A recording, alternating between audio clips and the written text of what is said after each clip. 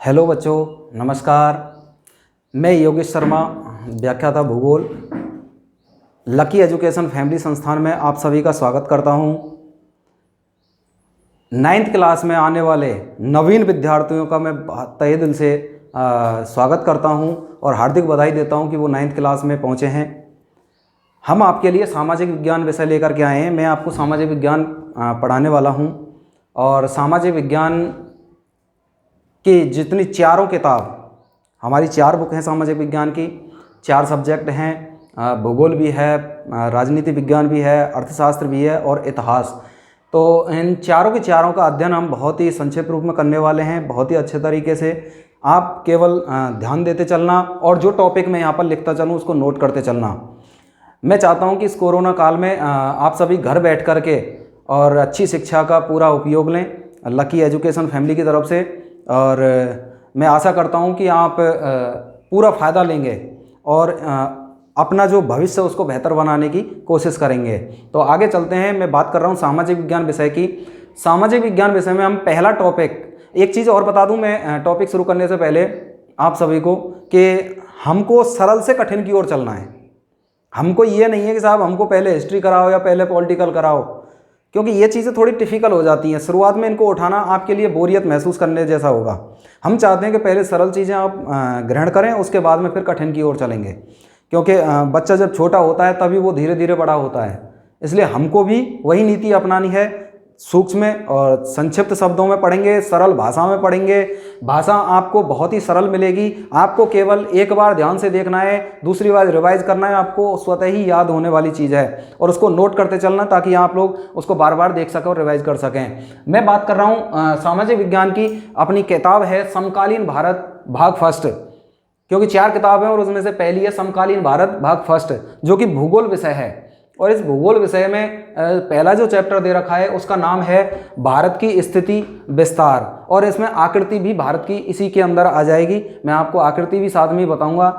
इस चैप्टर के अंदर हमें हमारे देश के बारे में बताया गया है कि उसकी आकृति कैसी है, वो कैसे फैला हुआ है, उसकी स्थिति क्या है, कितने विस्तार है, कितनी लंबाई है, कितनी चौड़ाई है, कौन कौन से अक्षांश, कौन कौन से देशांतरों में फैला हुआ है। तो आगे हम शुरू करते हैं। बात चल रही है सामाजिक विज्ञान की, तो पहले इसकी परिभाषा पढ़ लेते हैं एक बार सामाजिक विज्ञान की। और सामाजिक विज्ञान हम किसे कहते हैं, क्योंकि कोई भी पूछ लेता है, इससे मतलब नहीं है कि एग्जाम में आता है या नहीं आता है। भविष्य के लिए भी ध्यान में रखना है हमको। सरल भाषा में हम बताते हैं कि विज्ञान की वह शाखा जिसके अंदर मानव के सामाजिक वातावरण और धरातलीय संबंधों का अध्ययन किया जाता है। मानव के सामाजिक वातावरण और धरातलीय संबंधों का अध्ययन किया जाता है, उसे हम कहते हैं सामाजिक विज्ञान। क्योंकि विज्ञान की एक शाखा है सामाजिक विज्ञान, क्योंकि मानव एक सामाजिक प्राणी है, धरातल पर रहता है और वो समाज में रह करके जो भी क्रियाएं करता है पृथ्वी के साथ में, उन दोनों के संबंधों के अध्ययन को ही यहाँ पर सामाजिक विज्ञान का रूप दिया गया है। तो आपको ये ध्यान में देना है। तो मैं सामाजिक विज्ञान की एक बार फिर से परिभाषा बता देता हूँ आपको, कि विज्ञान की वह शाखा जिसके अंतर्गत हम मानव के सामाजिक वातावरण और धरातल के संबंधों का अध्ययन करते हैं। देखिए मैं यहाँ पर लिख देता हूँ आपको सामाजिक विज्ञान। इस परिभाषा को थोड़ा ध्यान में रखना, पूछी नहीं जाती एग्जाम में, लेकिन कोई भी पूछ सकता है। तो विज्ञान की वह शाखा जिसमें मानव के सामाजिक वातावरण और धरातलीय संबंधों का अध्ययन किया जाता है,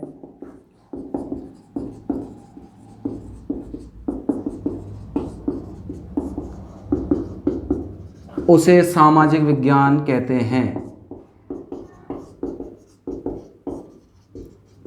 तो ये एक नॉर्मल परिभाषा है जो हमको ध्यान में रखनी है, क्योंकि हम 9th क्लास में पढ़ते हैं, आगे 10th क्लास में भी सामाजिक विज्ञान आपको आने वाली है।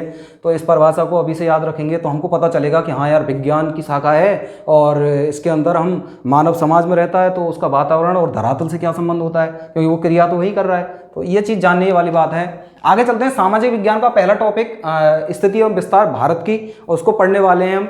अब बात आती है भारत की। तो देखिए, भारत एशिया महाद्वीप का एक देश है। पहले तो मैं बता दूं कि विश्व का सबसे बड़ा जो महाद्वीप है वो है एशिया महाद्वीप। ध्यान में रखने वाली बात है, विश्व का सबसे बड़ा महाद्वीप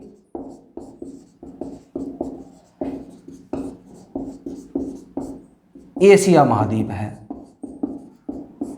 अब तुम कहेंगे साहब महाद्वीप और भी तो हैं, तो बिल्कुल हैं, महाद्वीप कई है, 7 महाद्वीप हैं हमारे। कौन कौन से हैं मैं यहाँ पर बता देता हूँ। महाद्वीप इस भारत के विश्व के 7 महाद्वीप हैं। पहला है सबसे बड़ा एशिया महाद्वीप, दूसरा है अफ्रीका महाद्वीप, तीसरा है यूरोप, चौथा है उत्तरी अमेरिका,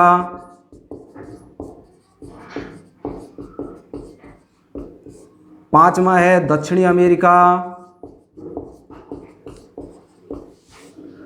छठवां है ऑस्ट्रेलिया,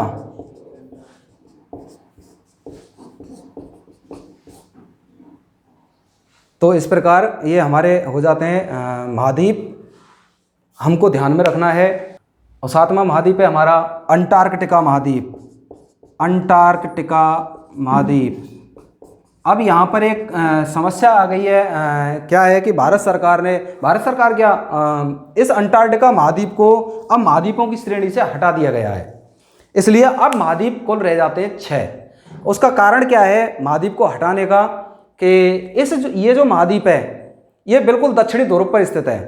तो यहाँ क्या है, बर्फ जम जाती है, और उस बर्फ जमने के कारण क्या होता है, ये जो जल है इसका वो जल नहीं रह पाता है। इसीलिए इसको महाद्वीपों की श्रेणी से हटा दिया है, क्योंकि ये कोई काम का नहीं रह जाता है फिर। तो इसको श्रेणी से हटा दिया गया है, महाद्वीपों की श्रेणी से। इसलिए वर्तमान में है 6 महाद्वीप। आपको ध्यान रखना है कि वर्तमान में कितने महाद्वीप हैं, 6 महाद्वीप। अगर बात की जाए 7 महाद्वीपों की, तो 7 में अंटार्कटिका महाद्वीप भी शामिल होता है। सबसे बड़ा महाद्वीप एशिया महाद्वीप पहला, दूसरा अफ्रीका महाद्वीप, तीसरा है यूरोप, चौथा है उत्तरी अमेरिका, पांचवा है दक्षिणी अमेरिका, छठवां है ऑस्ट्रेलिया, और 7वां जिसको आजकल महाद्वीपों की श्रेणी से हटा दिया गया है वो है अंटार्कटिका महाद्वीप। क्योंकि ये पूर्णतः बर्फ से जम जाता था, इसलिए इसको महाद्वीपों की श्रेणी से हटा दिया गया है। तो मैं बात कर रहा हूँ यहाँ पर कि विश्व का सबसे बड़ा महाद्वीप होता है एशिया महाद्वीप, और इस एशिया महाद्वीप का ही एशिया महाद्वीप में आते हैं 50 देश। कितने देश आते हैं? 50 देश। एशिया महाद्वीप में कुल देशों की संख्या 50 होती है। अच्छा, इन 50 देशों में से ही है अपना एक भारत देश। अब बात आएगी कि भारत देश कौन से महाद्वीप में स्थित है, तो वो है एशिया महाद्वीप में। अब एशिया महाद्वीप में स्थित है अपना भारत। अब बात कर रहे हैं हम भारत की ही, क्योंकि आपका चैप्टर क्या कह रहा है कि भारत की स्थिति एवं विस्तार। ये मैंने इसलिए बताया कि ये सूक्ष्मतम जानकारी है, छोटी जानकारियाँ। हमको क्या है, नींव से चलना है, नीचे से चलना है ऊपर की ओर। तो हमको प्रत्येक छोटी छोटी चीज़ की जानकारी होनी चाहिए कि संसार में महाद्वीप कितने हैं, फिर सबसे बड़ा महाद्वीप कौन सा है, और हमारा भारत कौन से महाद्वीप में आता है, एशिया महाद्वीप में देशों की संख्या कितनी है। तो 50 देश हैं और भारत उसी एशिया महाद्वीप का एक देश है। अब भारत की हम बात कर रहे हैं, तो भारत की बात आती है स्थिति की। भारत की स्थिति, अब स्थिति में बात आती है कि साहब भारत कहाँ स्थित है। तो मैं इसके लिए आपको बता देता हूँ कि हमारी संपूर्ण जो पृथ्वी है, पूरी पृथ्वी की बात कर रहा हूँ मैं। संपूर्ण पृथ्वी एक ग्लोब है। क्या है? एक ग्लोब है। और कैसे है वो मैं बता देता हूँ। देखो, ये हमारी पृथ्वी एक ग्लोब है। अब इस पृथ्वी को क्या है, एक रेखा है जिसका नाम है भूमध्य रेखा। क्या नाम है उसका? भूमध्य रेखा। इसको बोलते हैं 0 डिग्री अक्षांश रेखा या भूमध्य रेखा। यह भी ध्यान देने वाली बात है कि इस रेखा को कौन कौन से नामों से जाना जाता है, और इसका दूसरा नाम और भी है विषुवत रेखा। अब इनके नाम कैसे पड़े हैं ये मैं आपको बता देता हूं। चूंकि भूमध्य रेखा पृथ्वी को 2 समान भागों में बांट देती है, ग्लोब को 2 समान भागों में बांट देती है। इसलिए क्योंकि ये पृथ्वी के लगभग मध्य से गुजरती है। भू का मतलब होता है पृथ्वी, मध्य का मतलब मध्य यानी बीच, तो पृथ्वी के मध्य से गुजर रही है, इसलिए इसका नाम दे दिया है भूमध्य रेखा। 0 डिग्री अक्षांश पर स्थित है, इसलिए 0 डिग्री अक्षांश रेखा नाम है। अगला नाम इसको दिया गया है विषुवत रेखा। विषुव का अर्थ होता है दिन और रात को 2 समान भागों में बांटना। क्या अर्थ होता है कि विषुव का अर्थ होता है दिन और रात को 2 समान भागों में बांटना। तो ये जो रेखा है ये क्या करती है, सूर्य के प्रकाश को 2 समान भागों में बांट देती है। जिधर भी सूर्य का प्रकाश चला जाता है उधर दिन हो जाता है, और जहां प्रकाश नहीं पहुंच पाता है वह रात हो जाती है, इसलिए इसका नाम रख दिया है विषुवत रेखा। आगे बात में जो कर रहा हूं वो कर रहा हूं कि भारत कहाँ स्थित है संसार में। अगर संसार के नजरिए से देखूं तो अब भूमध्य रेखा ने क्या किया है, ग्लोब को 2 भागों में बांट दिया है। एक भाग चला गया है उत्तर की ओर। अब इसको समझने के लिए आप कहोगे साहब उत्तर कहाँ है, क्यों आपको किसी ने बताया नहीं होगा, आपको नहीं पता है, और अगर पता भी है किसी को तो एक बार और देख ले कि हमको दिशा कैसे याद रखनी है और कैसे हमको आगे बढ़ना है। देखिए दिशाएं होती हैं 4, अपन पढ़ते हैं कि साहब दिशा 4 होती हैं। ये मैंने 4 दिशाएं बना दी।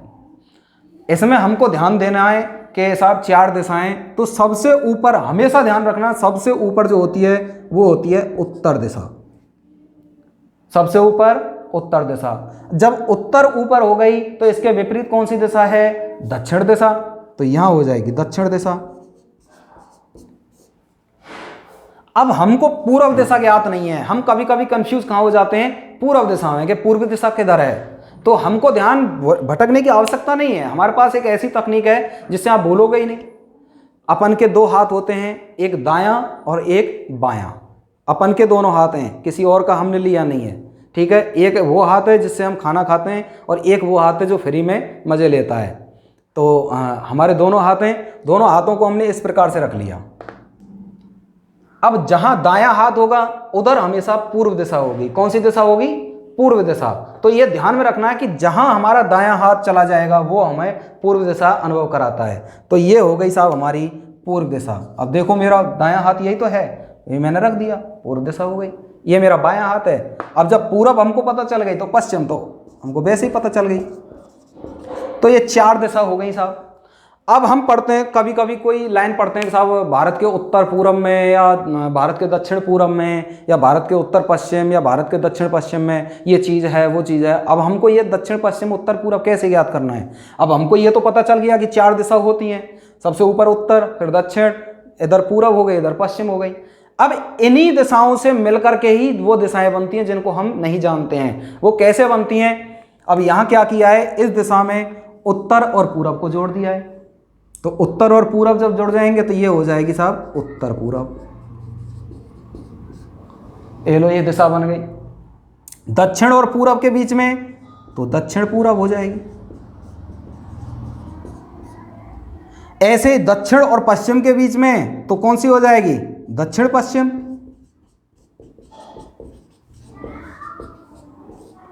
और उत्तर और पश्चिम के जो बीच में है वो हो जाएगी उत्तर पश्चिम।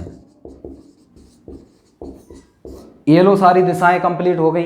और हमको बहुत ही अच्छे तरीके से ध्यान में रखना है, क्योंकि हमारा अधिकांश जो पाला पढ़ने वाला है वो इन दिशाओं से पढ़ने वाला है। क्योंकि जो आपकी एसएसटी है और उसमें जो भूगोल दे रखी है, उस भूगोल के कई सारे टॉपिक जो हैं वो इन दिशाओं से ही संबंधित हैं, इनसे ही चलेंगे, ये ध्यान में रखना। तो आपको दिशाओं का ज्ञान रखना है। सबसे ऊपर उत्तर दिशा, उसके विपरीत दक्षिण हो जाती है। जहां हमारा दायां हाथ पहुंच जाए पूर्व दिशा हो जाती है, उसके विपरीत पश्चिम दिशा हो जाती है। फिर दोनों दिशाओं को जोड़ जोड़ करके हमने 4 और दिशाएं निकाल ली हैं। टोटल 8 दिशाएं हो गई और इनसे ही पता चलेगा। अब सीधा क्वेश्चन आता है कि भारत की स्थिति ग्लोब पर कहाँ है, यानी संसार के दृष्टिकोण से देखें हम तो कौन सी जगह स्थित है। तो देखिए संसार का जो मानचित्र देखते हैं तो उसमें हम क्या करते हैं, ऐसे करके हम ग्लोब को 4 भागों में बांट देते हैं और भारत जो आता है वो इस स्थान पर आता है। तो हमको ध्यान में रखना है। अब ये कौन सी दिशा हो गई, ऊपर उत्तर दिशा, ये कौन सी दक्षिण, ये कौन सी पूर्व दिशा, ये पश्चिम हो गई। अब ये कौन सी दिशा है, उत्तर पूर्व। तो भारत एशिया महाद्वीप के कौन सी दिशा में हो जाता है? उत्तर पूर्व दिशा में। कौन सी दिशा में? उत्तर पूर्व दिशा में। क्वेश्चन आता है कि भारत एशिया महाद्वीप की कौन सी दिशा में स्थित है? भारत की स्थिति एशिया महाद्वीप के दृष्टिकोण से कहाँ है?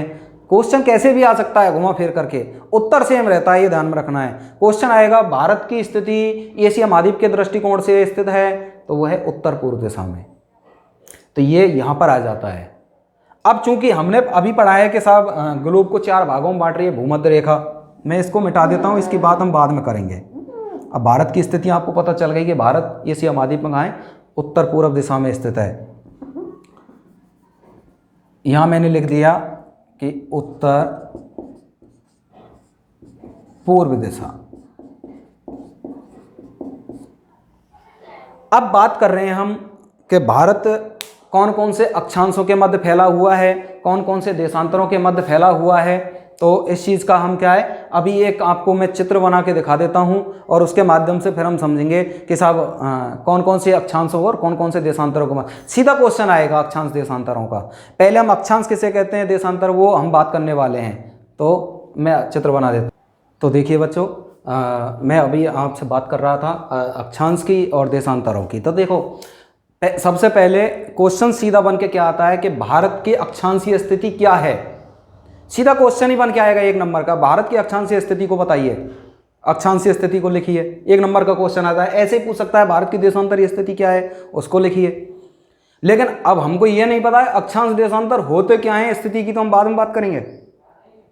तो सबसे पहले इन स्थितियों को ध्यान में रखने से पहले हमको पढ़ना है कि अक्षांश रेखा किसे कहते हैं, अक्षांश होता क्या है, देशांतर होता क्या है। मैं आपको बता देता हूं। सबसे पहले हम देखते हैं अक्षांश रेखा क्या है। अक्षांश रेखा वे काल्पनिक रेखाएं जो पृथ्वी के 2 समान बिंदुओं को मिलाते हुए पश्चिम से पूर्व दिशा की ओर खींची जाती हैं। कहां से कहां खींची जाती हैं? पश्चिम से पूर्व दिशा की ओर। अब देखिए मैंने एक ग्लोब बनाया है आपके लिए, एक चार्ट है, एक चित्र बनाया है जिसमें हमको ये पता चल रहा है कि समझने को मिलेगा कि अक्षांश रेखा होती क्या है, कहां से कहां खींची जाती हैं। मैंने लगाया बेकाल्पनिक रेखाएं। काल्पनिक होती हैं, फिक्स नहीं है, काल्पनिक होती हैं, मानव ने अपनी कल्पना से बनाई हैं। तो वे रेखाएं जो पृथ्वी के 2 समान बिंदुओं को मिलाते हुए पश्चिम से पूर्व दिशा की ओर खींची जाती हैं। ऊपर उत्तर दिशा हो गई, नीचे दक्षिण हो गई, इधर पूरब और पश्चिम। ठीक है साहब। तो अब इनमें हमको देखना है कि बेकाल्पनिक रेखाएं जो पृथ्वी के 2 समान बिंदुओं को मिलाते हुए पश्चिम से पूरब दिशा की ओर, ऐसा नहीं है कि पश्चिम से पूरब ही, पूरब से पश्चिम भी इसको कह सकते हैं हम, पश्चिम से पूर्व दिशा की ओर या पूरब से पश्चिम की ओर खींची जाती हैं, अक्षांश रेखाएं कहलाती हैं। जैसे 0 डिग्री भूमध्य रेखा होती है, पृथ्वी को 2 समान भागों में बांट देती है, यह भी एक अक्षांश रेखा है, इसीलिए कहते हैं इसको 0 डिग्री अक्षांश रेखा। ऐसे ही इसके ऊपर 23.5 डिग्री उत्तरी अक्षांश रेखा। अब चूंकि भूमध्य रेखा क्या करती है, पृथ्वी को 2 समान भागों में बांट देती है, आधे आधे गोले हो गए दोनों। ये देखो यहाँ से मैं आपको बता देता हूँ, ये भूमध्य रेखा गुजर गई साहब। अब भूमध्य रेखा ने क्या किया, एक भाग तो ऊपर रह गया, एक भाग नीचे, 2 भागों में बांट दिया। इधर आधा गोला रह गया, इसको बोलते हैं उत्तरी गोलार्ध। क्या बोलते हैं? उत्तरी गोलार्ध। गोलार्ध का मतलब होता है आधा गोला। अगर पूछ ले कोई उत्तरी गोलार्ध कहाँ है, तो भूमध्य रेखा के उत्तर में, क्योंकि उत्तर दिशा ऊपर है। अब वो पूछ ले दक्षिणी गोलार्ध कहाँ है, तो दक्षिणी गोलार्ध भूमध्य रेखा के दक्षिण में स्थित है, क्योंकि इसको भूमध्य रेखा ने 2 भागों में बांट दिया है, पृथ्वी को या ग्लोब को। तो नीचे दक्षिण भाग में, दक्षिण दिशा में दक्षिणी गोलार्ध, उत्तर में उत्तरी गोलार्ध। तो हमको ये ध्यान देना है। बात कर रहे हैं हम देशांतर रेखा की। बेकाल्पनिक रेखाएं जो पृथ्वी के 2 समान ध्रुवों को मिलाते हुए, अब देखिए ध्रुव 2 ही हैं, उत्तरी ध्रुव और दक्षिणी ध्रुव। बेकाल्पनिक रेखाएं जो पृथ्वी के 2 समान ध्रुवों को मिलाते हुए उत्तर से दक्षिण की ओर खींची जाती हैं, उत्तर से दक्षिण की ओर। उत्तर कहाँ है? ऊपर है, और ये से खींची जा रही हैं 2 समान ध्रुवों को मिलाते हुए। देखिए ध्रुव ही ध्रुव मिला रही हैं केवल, ऐसा नहीं है कि देशांतर कहीं भी चल रही है, ऐसा नहीं है कि देशांतर यूँ चल रही है, यहाँ जा रही है, यहाँ जा रही है, ऐसा नहीं होता है। ग्लोब में एक ध्रुव से लेकर के दूसरे ध्रुव पे ही जाती हैं देशांतर रेखाएं, क्योंकि मैंने पहले ही लिखा दिया 2 समान ध्रुवों को, तो ध्रुव तो 2 ही हैं और उनको ही मिला रही हैं। तो ये ध्यान देने वाली बात है कि साहब ये दो ध्रुवों को मिला रही हैं हमारे ने। ठीक है। तो बेकाल्पनिक रेखाएं जो हमारे पृथ्वी के दो समान ध्रुवों को मिलाते हुए और उत्तर से दक्षिण की ओर खींची जाती हैं, देशांतर रेखाएं कहलाती हैं। अब यहाँ से हमको पता चलता है कि हमें ये तो पता चल गया कि अक्षांश रेखा पूर्व से पश्चिम में खींच रही हैं और देशांतर रेखाएं उत्तर से दक्षिण में खींच रहे हैं। लेकिन अब वो क्वेश्चन क्या देता है कि भारत की अक्षांशीय स्थिति क्या है। मैंने यहां पर लिखा है कि भारत 8 डिग्री 4 मिनट से, ये जो चिन्ह होता है ये मिनट का चिन्ह होता है, ये ध्यान में रखना। भूगोल के दृष्टिकोण से, भूगोल में हम इस चिन्ह को क्या देते हैं, मिनट का चिन्ह बताते हैं। तो ये 8 डिग्री 4 मिनट से 37 डिग्री 6 मिनट उत्तरी अक्षांश के मध्य फैला हुआ है भारत। देशांतर की बात करूं तो 68 डिग्री 7 मिनट से 97 डिग्री 25 मिनट पूर्वी देशांतर के मध्य फैला हुआ है। अब तुम कहेंगे साहब ये हमने कहा इस पता चलेगा उत्तरी अक्षांश है कि दक्षिणी अक्षांश है, कहा ऐसा, तो ये हमको ध्यान में देना है। अब कैसे, मैं आपको इसको क्लियर कर देता हूं कि ये 8 डिग्री 4 मिनट से 37 डिग्री 6 मिनट उत्तरी अक्षांश कैसे आया, भारत यहाँ कहाँ फैला हुआ है। देखिए मैंने बताया कि पृथ्वी को या ग्लोब को भूमध्य रेखा 2 भागों में बांट देती है, 0 डिग्री अक्षांश से। जब 0 डिग्री अक्षांश से ऊपर चलेंगे तो यहाँ 1 2 3 4 5 6 7 8 डिग्री आ जाएगा। यहाँ आता है 8 डिग्री 4 मिनट, उत्तर में ही तो आएगा। बात किसी कर रहे हैं, उत्तरी अक्षांश की। तो 0 डिग्री से ऊपर उत्तर की ओर जाएगा तो उत्तरी अक्षांश। अक्षांश क्या है मैंने अभी बताई, बेकाल्पनिक रेखाएं जो पृथ्वी के 2 समान बिंदुओं को मिलाते हुए पूर्व से पश्चिम में, पश्चिम से पूर्व दिशा की ओर खींची जाती हैं। तो यहाँ क्या है, 8 डिग्री 4 मिनट आ जाएगा। तो अगर हम भारत, मैंने आपको बताया भारत कहाँ है, उत्तरी पूर्वी दिशा में स्थित है। मान लीजिए भारत यहाँ स्थित है, तो भारत की स्थिति कहाँ से शुरू हो रही है, 8 डिग्री 4 मिनट से। कहाँ जा रही है, 37 डिग्री 6 मिनट। ये 23.5 है, इससे ऊपर गई, यहाँ आ जाएगा 37 डिग्री 6 मिनट, उत्तरी अक्षांश हो जाएगा। तो मैंने आपको इसीलिए बताया है कि ये ध्यान में रखना है कि भारत 8 डिग्री 4 मिनट से, और मैं इसको अगर आप इसको क्लियर और देखना चाहें तो मैं और इसको क्लियर आपको नेक्स्ट क्लास में बताता हूं। तब तक के लिए धन्यवाद, और इसको नोट कर लेना और पढ़ते रहना। सिर्फ एक बार रिवाइज करने की आवश्यकता है। बहुत बहुत धन्यवाद।